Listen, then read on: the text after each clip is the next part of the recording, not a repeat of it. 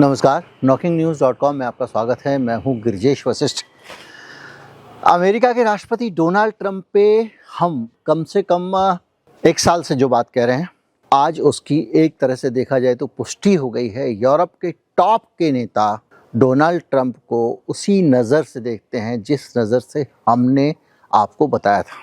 एक conference call leak हुई है जब आप पुतिन यहाँ पर आए हुए हैं, एक बड़ा पूरा चल रहा है, चर्चा चल रही है। इस बीच में एक कॉन्फ्रेंस कॉल लीक हुई है और उस कॉन्फ्रेंस कॉल में सारे यूरोप के बड़े नेता हैं और साथ में है ज़ेलेंस्की। और वो लोग जो बात कर रहे हैं उन बातों का निचोड़ वही है कि अमेरिका का गोरबाचेव यानी डोनाल्ड ट्रंप रूस के पुतिन से मिला हो सकता है। और ये जो कॉन्फ्रेंस कॉल है, इसको डर स्पेगल की एक रिपोर्ट है, उसने बाकायदा इस कॉन्फ्रेंस कॉल के ट्रांसक्रिप्ट को लीक किया है और इसका जो खंडन हुआ है उसमें किसी ने ये नहीं कहा कि बातें झूठी हैं। मैं बताऊंगा आपको। तो ये जो है, ये रिपोर्ट कहती है कि एक कुछ नोट्स हैं, समरी हैं इस कॉन्फ्रेंस कॉल की, मतलब इन नेताओं ने जो आपस में बातें की वो इसके हाथ में लगी है इस लीकेज में, और इसमें बाकायदा कई यूरोपीय नेता और ज़ेलेंस्की शामिल थे। अब सुनिए किसने क्या कहा इस कॉन्फ्रेंस कॉल में। इससे आपको आइडिया लगेगा कि यूरोप किस तरह से ट्रंप को देख रहा है, किस तरह से पुतिन को देख रहा है और उनकी किस तरह की आशंकाएं हैं। अगर अमेरिका की सिक्योरिटी गारंटी साफ नहीं होती है तो ये भी संभव है कि अमेरिका यूक्रेन को धोखा दे दे। जो ज़मीन का हिस्सा है ना, डोनबास क्षेत्र का, जिसको कहा जा रहा है रूस को दे दिया जाए, उस मामले में उसको धोखा दे दे। ये इमैनुअल मैक्रों कह रहे हैं। और कब कह रहे हैं? जब जर्मनी के चांसलर, सब लोग ये फ़ोन कॉल पे हैं, यूरोप के नेता और ज़ेलेंस्की। उन्होंने ये कहा कि यह परिस्थिति यूक्रेन और उसके राष्ट्रपति ज़ेलेंस्की के लिए ग्रेट डेंजर है, मतलब बहुत बड़ा खतरा है। इसी कॉल में फ्रेडरिक मर्स, कौन है ये? जर्मनी के चांसलर, उन्होंने ज़ेलेंस्की से कहा कि आने वाले दिनों में बहुत सावधान रहने की ज़रूरत है। उन्होंने कहा कि वो यानी अमेरिकन्स आपके साथ खेल कर रहे हैं और हमारे साथ भी। They are playing game with both you and us. Call में अन्य यूरोपीय नेताओं को भी इस तरह की आशंका जताते हुए माना गया, देखा गया। उसके नोट्स में लिखा हुआ है। रिपोर्ट में कहा गया कि अलेक्जेंडर स्टब, यानी फिलिस्तीन के राष्ट्रपति हैं, और मार्क रुफल, ये नेटो और आपका नीदरलैंड के लीडरशिप में है। उन्होंने कहा कि हमें ये नहीं छोड़ना चाहिए कि यूक्रेन और ज़ेलेंस्की अकेले रह जाएं इन अमेरिकी लोगों के साथ। सीधे ट्रंप नहीं बोल रहे हैं, वो अमेरिकन्स बोल रहे हैं। लेकिन ट्रंप के अलावा और कोई निशाना नहीं है, क्योंकि 28 बिंदुओं का जो प्रस्ताव बगैर यूक्रेन से चर्चा किए तैयार किया, और जिस ट्रंप ने उस प्रस्ताव को जो आगे भेजा, वो पूरा का पूरा प्रस्ताव ऐसा था जैसे रूस की मर्जी हो। उसके बावजूद रूस ने उससे असहमति जताई।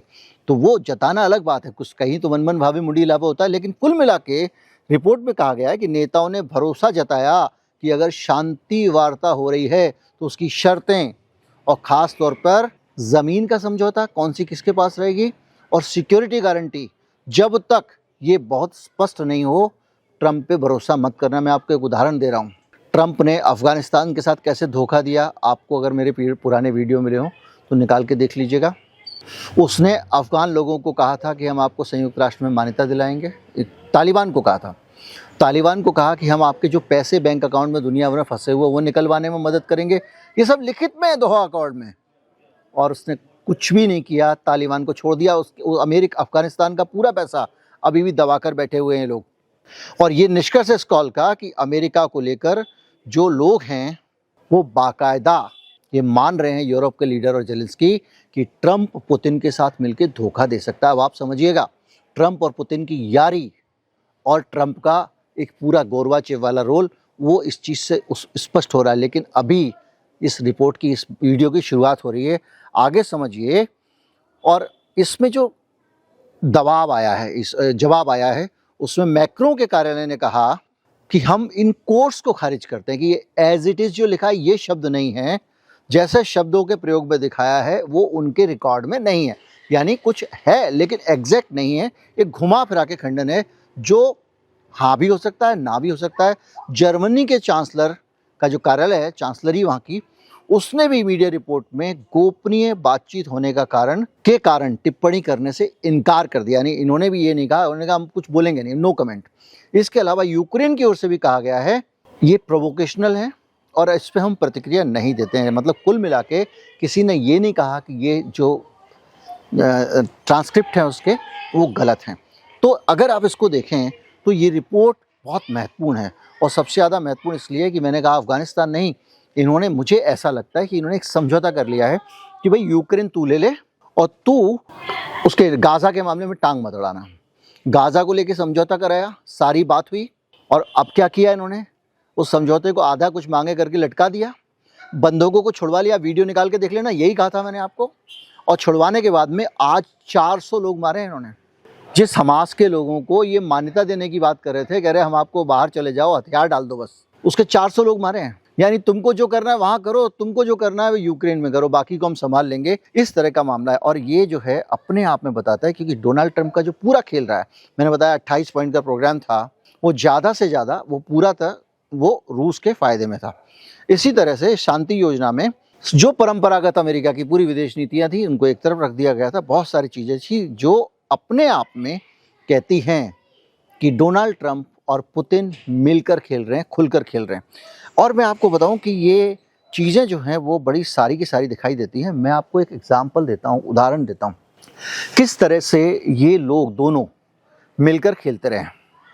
आज डोनाल्ड ट्रंप जो हैं, बहुत सारे लोग ऐसा मानने वाले हैं कि वो पुतिन के कारण हैं। कैसे? अमेरिका के 2016 के चुनाव में, मैंने इसका चलते चलते जिक्र किया था, स्पेसिफिक बात बताऊंगा।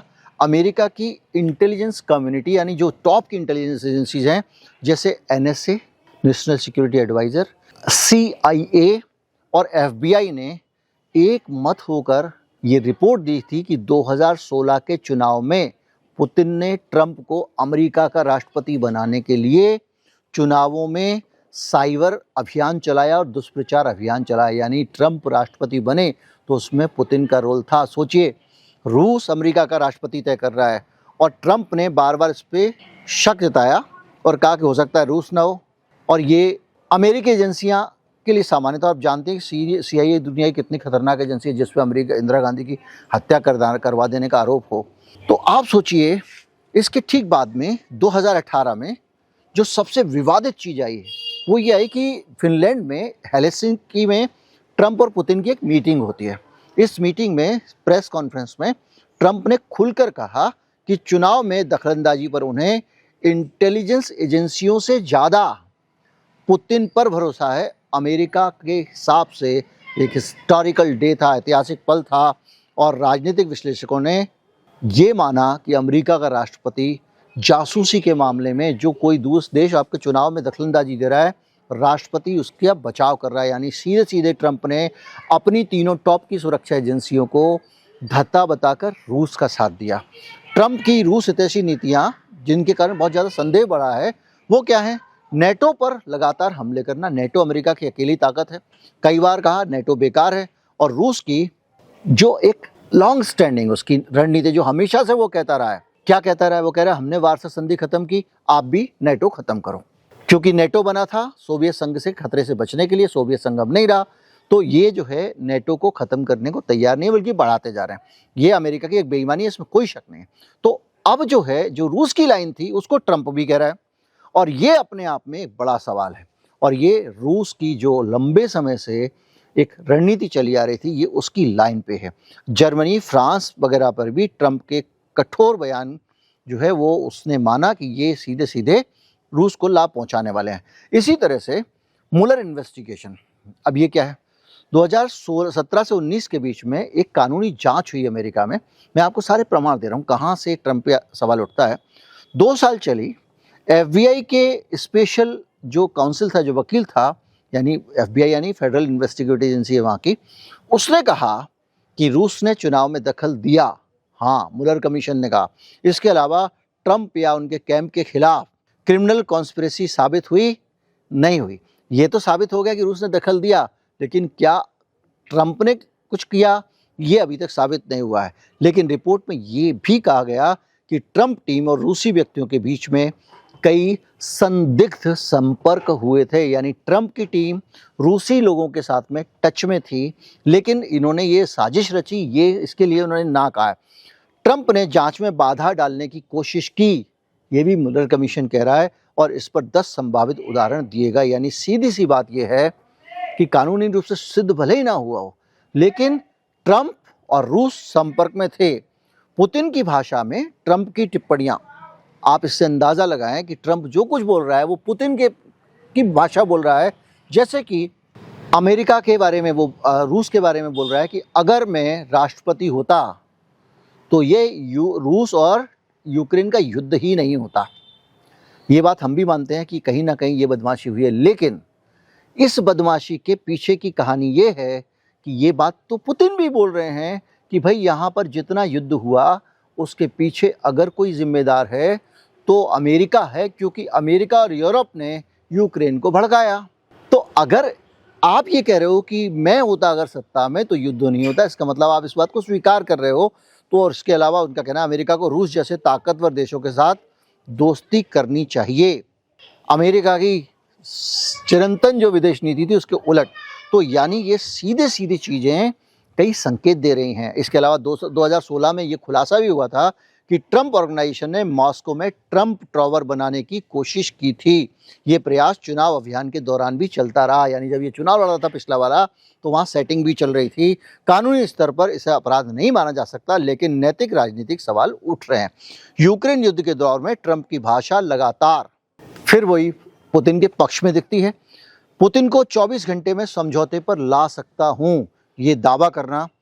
इसके अलावा उनका ये दावा करना कि यूरोपीय देश लगातार, वो यूरोपियन कंट्रीज जो है देख रहे थे कि कुछ ना कुछ गड़बड़ है। और ये आपने जो नया वाला आज मैंने आपको बताया कि जो कॉल रिकॉर्डिंग आई है कॉल कॉन्फ्रेंस की टॉप लीडर्स की, उसमें ये चीज़ साफ हो गई है कि ट्रंप को वो लोग संदेह की नज़र से देख रहे थे। यूरोप में ये जो रिपोर्ट है वो लगातार ये कह रही है कि लोगों को डर है कि ये तानाशाही आ सकती है, और ट्रंप जो है वो पुतिन को सपोर्ट कर रहा है। यानी कुल मिला के एक पूरी तस्वीर इस रिपोर्ट के साथ स्पष्ट हो गई है, जो हम हमेशा से कह जा रहे थे कि पुतिन और ट्रंप कहीं ना कहीं मिले हुए हैं। आप अगर भारत का घटनाक्रम देखें, भारत में पुतिन की यात्रा देखें, तो ये कोई सामान्य घटनाक्रम नहीं है। ऐसे समय में जब डोनाल्ड ट्रंप सैंक्शन पे सैंक्शन लगा रहा है, आपसे कह रहा है आप तेल मत खरीदो रूस का और दूसरी चीज़ें कर रहा है, उस दौरान मैंने आपको वीडियो बना के बताया था कि जितने का आप तेल खरीदते हो उससे कई गुना ज़्यादा पैसे के हथियार खरीदने की अगर डील पुतिन के साथ में भारत में बुलाकर मोदी करने लग जाएं और ट्रंप की तरफ से ये कबूल कर लिया जाए, ये तब तक संभव नहीं है जबकि इन तीनों नेताओं की आपस में बातचीत ना हो गई हो। यानी सीधी सी बात ये है, ये माना जा सकता है, मतलब मैं ये मानता हूँ कि कोशिश ये है कि तेल पे दिखावे के लिए रोक भले ही लगा दी, लेकिन दूसरी तरफ से आप रूस को पैसे दे सकते हो। तो ये फंडिंग, इलेक्शन फंडिंग वाली बात ही बकवास है, क्योंकि आपने जो है उनको कह दिया कि आप भारत के बंदरगाह इस्तेमाल करेंगे, भारत के हवाई अड्डे इस्तेमाल करेंगे, तो फ्री में तो करेंगे नहीं।